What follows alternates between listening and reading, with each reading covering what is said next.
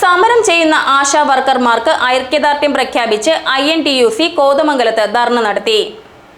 ആശാ വർക്കർമാർ ഉന്നയിക്കുന്ന ആവശ്യങ്ങൾ അംഗീകരിക്കണമെന്ന് ആവശ്യപ്പെട്ടും സംസ്ഥാന സർക്കാരിന്റെ അവഗണന അവസാനിപ്പിക്കണമെന്നും ആവശ്യപ്പെട്ട് INTUC റീജിയണൽ കമ്മിറ്റിയും ആശാ വർക്കേഴ്സ് കോൺഗ്രസും സംയുക്തമായാണ് കോതമംഗലം താലൂക്ക് ആശുപത്രിക്ക് മുമ്പിൽ ധർണ നടത്തിയത്. ഉദ്ഘാടനം മുൻ മുനിസിപ്പൽ ചെയർമാൻ KP ബാബു നിർവഹിച്ചു.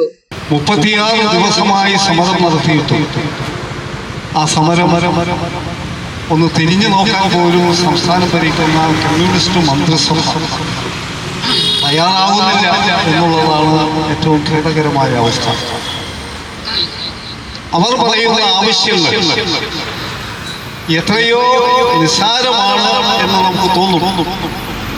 ഇപ്പോൾ അവർക്ക് ആനുകൂല്യം എന്ന് പറയുന്നത് ഒരു വേതന എന്ന നിലയ്ക്കല്ല,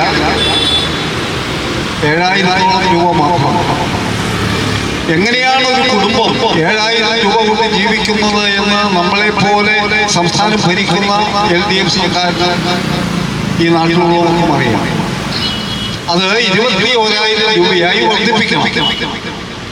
തികച്ചും മാനുഷികമായ ഒരാവശ്യമല്ലേ?